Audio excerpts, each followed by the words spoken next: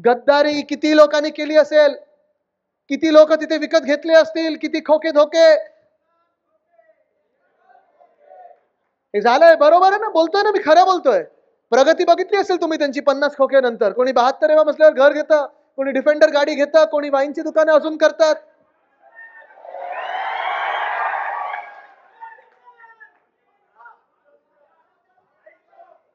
काय काय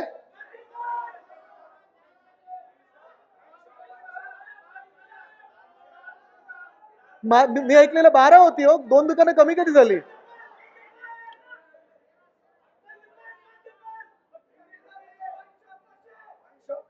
पण हा राग हा इथे व्यक्त करून चालणार नाही, हा मतपेट्यांमध्ये पण आला पाहिजे.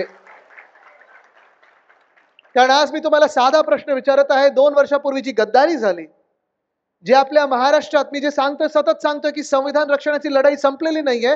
कारण ते संविधान जर बाजूला ठेवलं असेल, संविधानाचा अपमान पहिला कुठे झाला असेल तो ह्या महाराष्ट्रात झाला. कारण ह्या घटनाबाह्य सरकारला ज्या मिनिटाला आपल्या डोक्यावर बसवलं, एक घटनाबाह्य सरकार आपल्या डोक्यावर बसवलेलं आहे. कोर्टाचा निर्णय अपेक्षित आहे, जेव्हा येईल तेव्हा येईल, माहित नाही.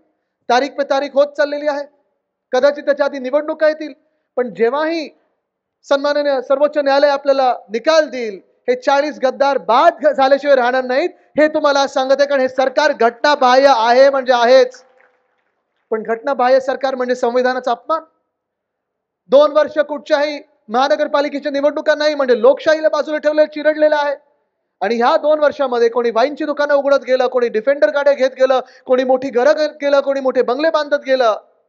मला तुम्ही सांगा, ह्या 2 वर्षात 40 चोरांची प्रगती झाली आहे, पण तुमची आमची कोणाची या महाराष्ट्राची प्रगती झाली आहे का? झाली आहे कोणाची प्रगती? नाही झाली.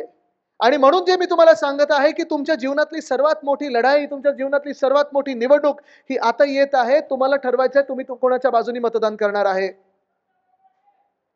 आज आपण पाहतो या महाराष्ट्रामध्ये 2 वर्ष जे काही हाल झालेले आपले, कदाचित तुम्हाला वाटत असेल की आदित्य लोकसभेच्या आधी हेच बोलत होता.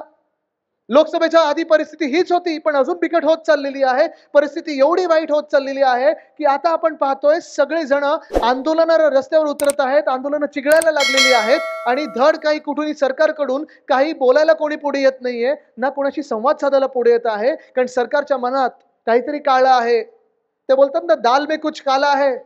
यांची दालच पूर्ण काळी आहे.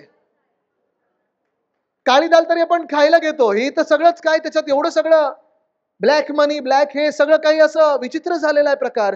सगळीकडे अंधकार पसरलेला आहे. तुम्हाला ठरवायचं आहे त्या अंधकारात तुम्हाला मशाल पेटवायची की नाही, हे आज तुम्ही ठरवायचं आहे.